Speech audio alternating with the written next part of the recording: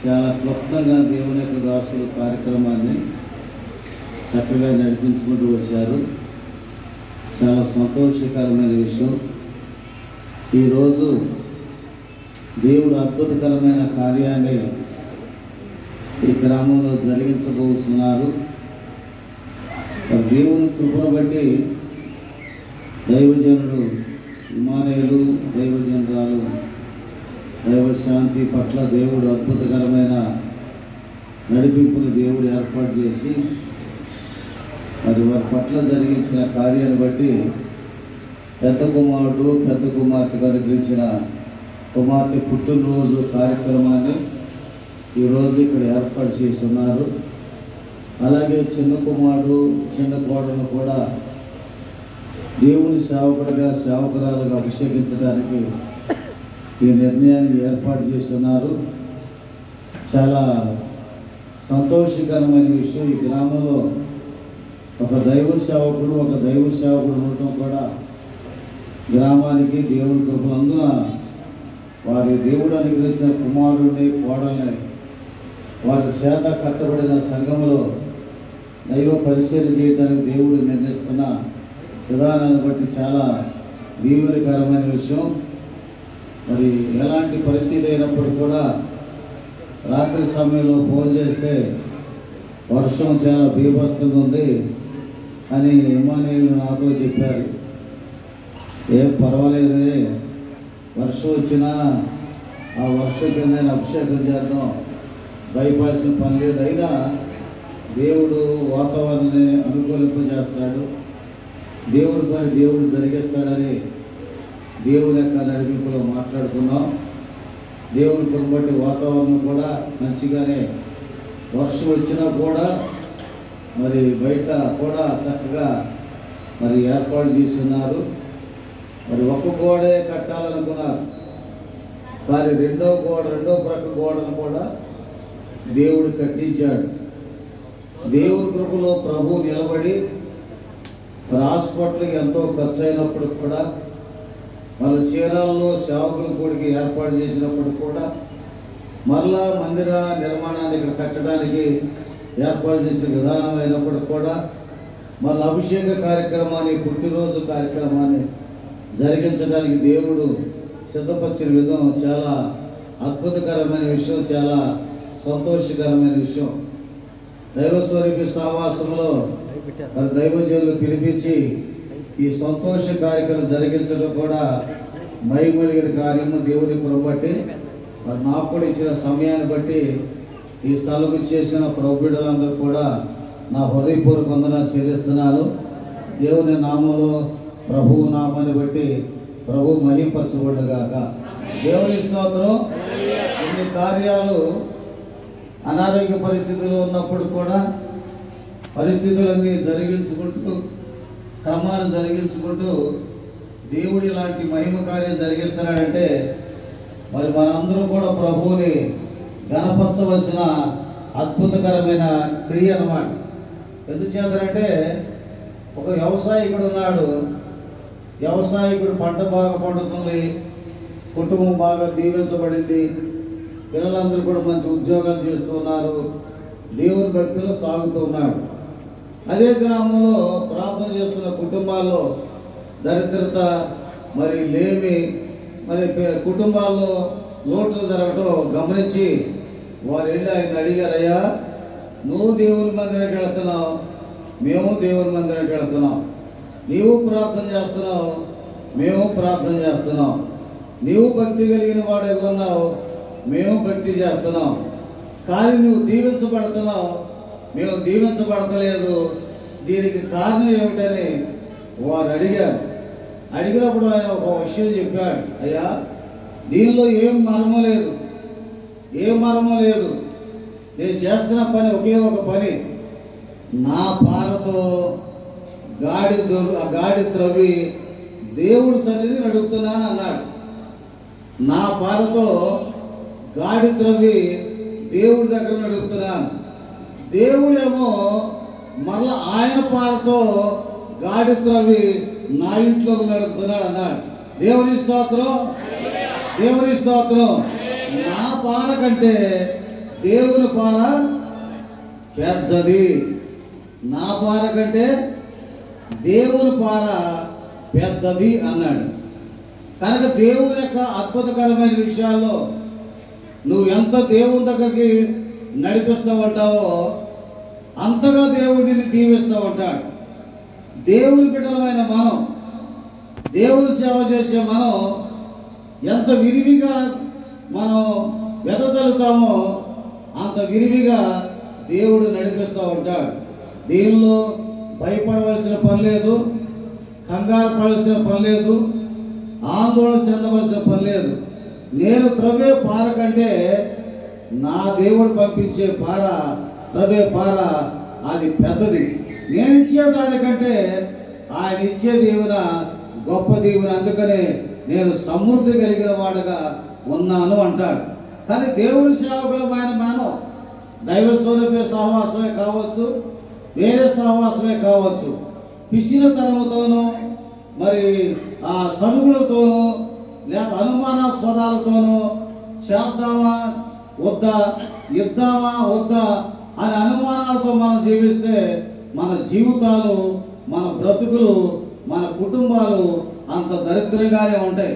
కనుక ధారాళంగా ఇచ్చేవాడివై ఉండాలి, ధారాళంగా ఖర్చు పెట్టేవాడి ఉండాలి, ధారాళంగా ఆతిథ్యం ఇచ్చేవాడి ఉండాలి, ధారాళంగా కుటుంబ కూడికలు పెట్టేవాడు ఉండాలి, ధారాళంగా సేవకులు కూడికలు జరిపించేవాడు ఉండాలి, ధారాళంగా దేవుని పరిశీలనలో నువ్వెంత ధారాళంగా జరిగిస్తావో అంత ధారాళంగా దేవుడు నీకు అనుగ్రహిస్తాడు.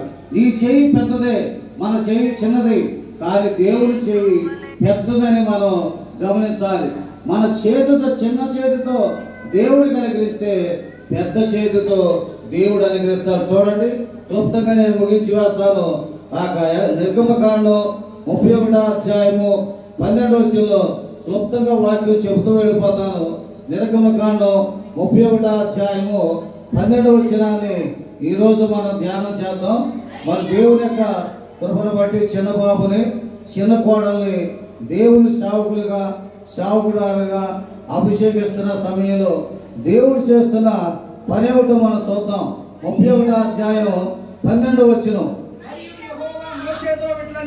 మరియు యెహోవా మోషేతో ఇట్లనెను, నీవు ఇశ్రాయేలుతో నిజముగా మీరు నేను నియమించిన విశ్రాంతి దినమును ఆచరింపవలెను, మిమ్మును పరిశుద్ధపరచు యెహోవాను నేనే అని తెలుసుకున్నట్లు అది మీ తరతరములకు నాకును మీకును గురుతు.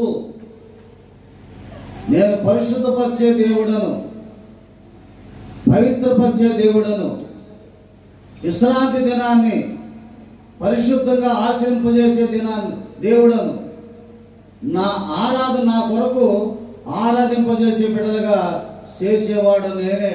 కనుక దేవుని యొక్క గురుతగును. ఇప్పుడు దేవుని సేవకుడికి, సేవకురాలకి గుర్తు వేస్తున్నాడు. బైబిల్ గ్రంథంలో అనేక రకాల గుర్తులు ఉన్నాయి, గుర్తులు వేశాడు. ప్రకటన గ్రంథం, ఆది కాండం నుంచి ప్రకటన గ్రంథం వరకు భక్తులకు అనేక రకాలుగా గుర్తు వేశాడు. కానీ ఇక్కడ ఒక దైవ సేవకుడుగా, దైవ సేవకురాలుగా గుర్తు వేస్తున్నాడు. ఏం చేయటానికి? పరిశుద్ధంగా ఉండటానికి, పరిశుద్ధమైన దేవుణ్ణి ఆరాధించడానికి, ప్రభు నామాన్ని గణపరచడానికి, ప్రభువుని ఇచ్చిన క్రమాల్ని కొనసాగించడానికి తరతరాలుగా నీకు గుర్తు వేస్తున్నాను అన్నాడు. అలాగే వారి తండ్రి అయిన ఇమానుయేలుకి, దైవశాంతికి వారి కుటుంబాల్లో గుర్తు వేశాడు. అంతకుముందు వారి కుటుంబాల్లో దైవ సేవకులు లేరు, అంతకుముందు వాళ్ళ కుటుంబాల్లో సేవ చేసిన వారు లేరు, అంతకుముందు వారి కుటుంబాల్లో దేవుడు పరిచయం చేసిన వారు లేరు. కానీ వారి కుటుంబాల్లో వారిని దేవుడు ఎన్నుకుని ఒక గుర్తు వేశాడు. నువ్వు సేవకుడివి, నువ్వు సేవకురాలవని. ఆ తర్వాత తరతరాలకి ఆ గుర్తు అంతటితో ఆగిపోకుండా ఆ గుర్తు అందరితో ముగింపుకోకుండా వారి తరములో వారి తర్వాత వారి ఆ యొక్క వంశంలో పుట్టిన వారి గర్భాన్ని పుట్టిన వారి చిన్న కుమారుడిని చిన్న కోడల్ని గుర్తు వేస్తున్నాడు. కోడల తరపు కూడా దైవ సేవ చేసిన వాళ్ళు లేరు. వారి తరాల్లో పూర్వకాలంలో ఆ పరిచయం చేసిన వాళ్ళు లేరు. అలాగే ఆ బిడ్డ కూడా గుర్తు వేస్తున్నాడు. కనుక గుర్తు వేసినప్పుడు ఎలా ఉండాలంటే నాది బాధ్యత, నాది అనుకుంటే అది బాధ్యత అవుతుంది. ఏదైనా ఇది నాది అనుకుంటే అది బాధ్యత అవుతుంది. నాకెందుకు అనుకుంటే బరువు అయిపోతుంది. కనుక నాకెందుకు అనుకుంటే బరువు అయిపోతుంది. నాది కాదనుకుంటే కనుమరుగైపోతుంది. కనుక దేవుడు గుర్తు వేసిన తర్వాత నాది అనుకుంటే అది బాధ్యత అవుతుంది. నాకెందుకు అనుకుంటే బరువు అయిపోతుంది. నాది కాదనుకుంటే అది కనుమరుగైపోతుంది. అంతటితో కనుమరుగైపోతుంది, అది కనిపించదు. కనుక నాది అనుకుంటే అది బాధ్యత, అది బాధ్యత. ఆ బాధ్యత దేవుడు జరిగిస్తూ ఉంటాడు. మరొకసారి చదవండి అదే వాక్యాన్ని. మరి యెహోవా మోషేతో ఇట్లనెను, నీ ఇశ్రాయేలుతో నిజముగా మీరు నేను నియమించిన విశ్రాంతి దినములను ఆ విశ్రాంతి దినములను ఆచరింపవలెను. మిమ్మును పరిశుద్ధపరచు యెహోవాను నేనని తెలుసుకున్నట్లు అది మీ తరములకు నాకును నీకును గుర్తగును. చూసారా, నాకు నీకు గుర్తగును అని అన్నాడు దేవుని యొక్క. కనుక ఈయన నా దాసుడు, ఈయన నా దాసురాలు, గుర్తు వేసింది నేనే. వీరిని నేను కాపాడాలి, వీరిని ఆదరించాలి, వీరిని దయ చూపించాలి. పడిపోయినా లేపాలి, ఖండించిన, గద్దించిన, శిక్షించిన, శోధించిన, బలహీనపరిచిన ఈయన నా సేవకుడు, ఈమె నా సేవకురాలు. గుర్తు వేసింది నేనే.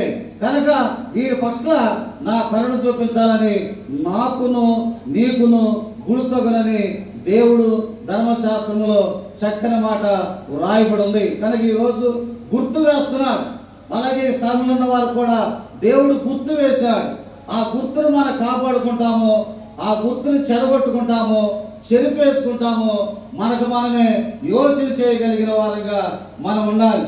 అలా ఫిలిప్పీ రాసిన పత్రికలో అక్కడ ఏమన్నదంటే, ఫిలిప్పీలకు రాసిన పత్రికలో 4వ అధ్యాయం 1వ నుంచి 3వ వచ్చిన వారికి వారు సహకారులుగా ఉండాలి.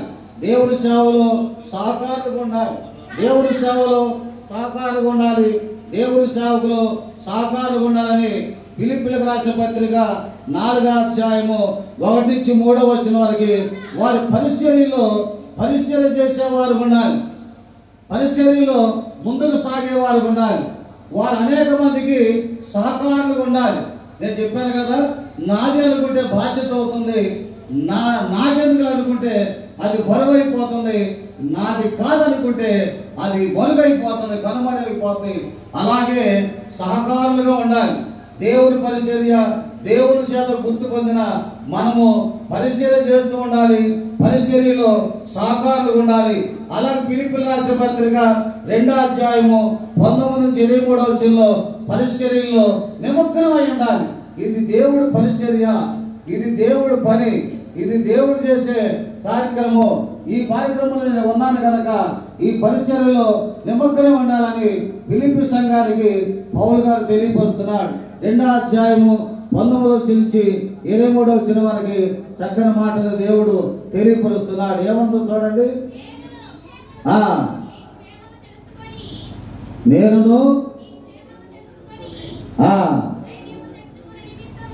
నేను మీ క్షేమం తెలుసుకొని ధైర్యము తెచ్చుకొని నిమిత్తము తీమోతిని శీఘ్రముగా మీ వద్దకు పంపుటకు ప్రభువైన యేసునందు నిరీక్షిస్తున్నాను. మీ క్షేమము విషయమై నిజముగా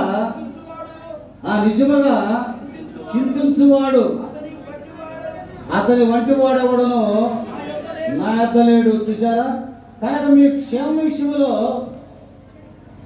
చింతించేవాడు, మీ క్షేమం గురించి ఆలోచించేవాడు, మీ క్షేమం గురించి బలపరిచేవాడు.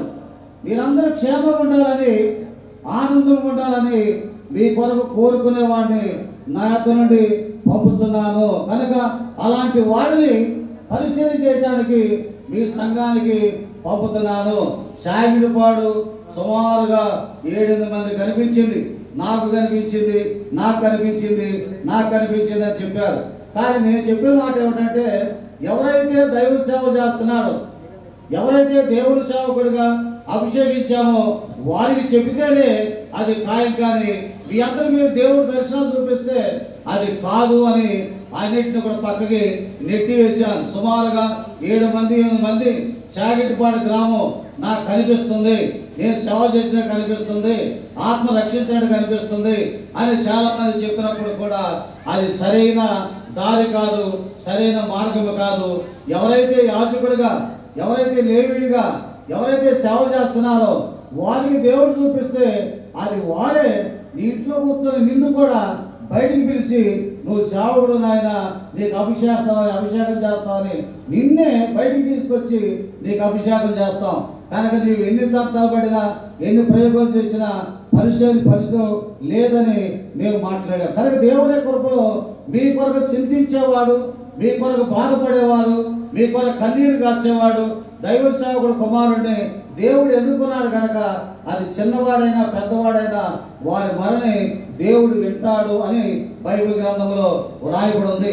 2 సమూయేలు గ్రంథం 9వ అధ్యాయము 7వ వచనంలోకి వస్తే, అతనికి మీకు ఉపకారం చేసేవాడు, అతను మీకు ఉపకారం చేస్తాడు.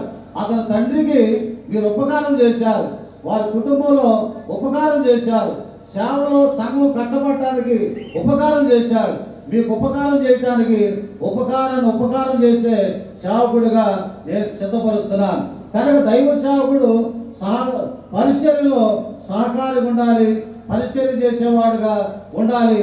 అంత విషయమే కాకుండా దేవుని యొక్క అనుభవంలో, అనుగ్రహంలో అలాగా ఉపకారం చేసేవాడుగా నిలబడాలని బైబిల్ గ్రంథంలో చెబుతుంది. అలాగే సామెతల గ్రంథం 17వ అధ్యాయం 17వ వచనంలో అందరికీ స్నేహితులుగా ఉండాలి. అతడు స్నేహితుడిగా, నా స్నేహితుడు అబ్రహాము అని దేవుడు ఎలా మాట్లాడాడో, నా స్నేహితుడికి నేను దాచేదనని ఎలా మాట్లాడాడు దేవుడు, అలాగే దైవ సేవకుడు ప్రతి ఒక్కరు కూడా ఒక స్నేహితుడిగా ఉండాలి. ఒక స్నేహితుడిగా తన బాధను పంచుకునేవాడు ఉండాలి. ఒక స్నేహితుడిగా తనకి సహకారం చేసేవాడుగా ఉండాలని బైబిల్ గ్రంథంలో మాట్లాడుతున్నారు. 2 తిమోతి 1వ అధ్యాయం 2వ వచనంలో మరొక మాటను చూసుకుందాం. చూడండి, 2 తిమోతి 1వ అధ్యాయము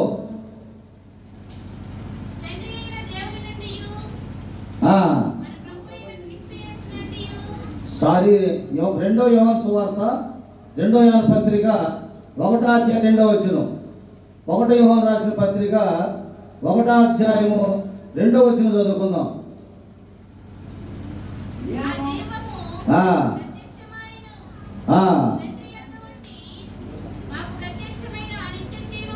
రెండో యోహాను రాసిన పత్రిక 1వ అధ్యాయం 2వ వచనం కూడా చూడండి. 2 యోహాను రాసిన పత్రిక 1వ అధ్యాయం 2వ వచనం.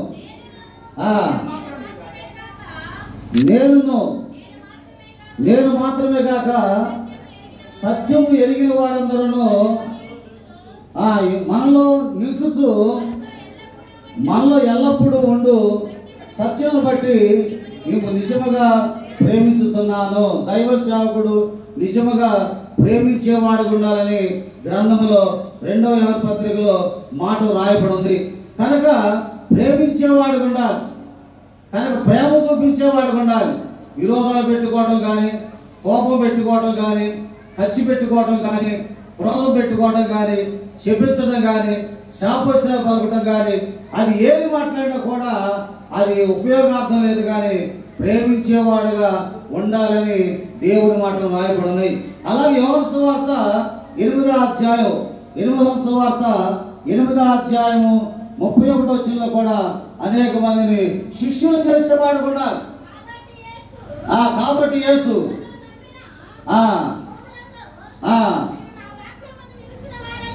నా వాక్యం ముందు నిలిచిన వారైతే శిష్యులుగా చేసేవాడు ఉండాలి. అనగా దేవుడికి శిష్యులుగా చేసేవారు, దేవునికి సువార్తికులు చేసేవాడుగా ఉండాలి. అలాగే 36వ వచనంలో అయితే స్వతంత్రంగా చేసేవాడు ఉండాలి. అందరికీ స్వతంత్రులుగాను అందరికి దగ్గరగా ఉండేవాడుగా ఉండాలని బైబిల్ గ్రంథంలో రాయబడి ఉంది. కనుక దేవుని యొక్క సేవకుడు ప్రేమించేవాడు ఉండాలి, ఉపకారం చేసేవాడు ఉండాలి, శిష్యులుగా చేసేవాడు ఉండాలి, ఆరాధించేవాడు ఉండాలి, ధైర్యపరిచేవాడు ఉండాలి, పరిశీలన చేసేవాడు ఉండాలి. పరిశీలన చేయడానికి సహకారులుగా నిలబడగలిగిన వాడు ఉన్నప్పుడు ఆ యొక్క ధన్యత, ఆ దీవెన, ఆ యొక్క అనుభూతి ఆశ్చర్యకరంగాను సంతోషకరంగా నిలబడుతుంది. ఎంత ప్రార్థన చేస్తామో అన్ని ఆత్మను దేవుడు అనుగ్రహిస్తాడు. ఎంత కష్టపడతావో అంత ఫలితాన్ని దేవుడు మనకి అనుగ్రహిస్తుంటాడు. ఎంత ప్రయాసపడతావో అంత ప్రయాసాన్ని దేవుడు మనల్ని జ్ఞాపకం చేసుకుంటాడు. కనుక దేవుడు మనకున్నాడు. దేవుడు మన పక్షాన అద్భుత కార్యాలు చేయబోతున్నాడు, చేస్తాడు.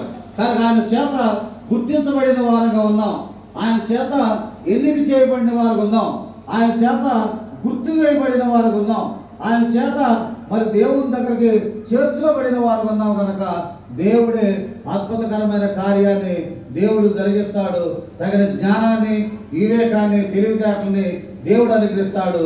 దేవుడి కృపలో దేవుని మన ప్రభు ఈ యొక్క పరిశుద్ధ వాక్యమును దీవించుగాక. ఆమేన్. దేవునికి మహిమ కలుగును గాక. గట్టిగా దేవుని స్తోత్రం చెప్తాం. హల్లెలూయా. మంచి మాటలందించిన దూర ప్రాంతం నుంచి వచ్చి మంచి మాటలందించిన దైవ సేవకులు ప్రత్యేకంగా అందరూ అయ్యగారికి వందనాలు చెప్పండి. రైట్, మంచిది.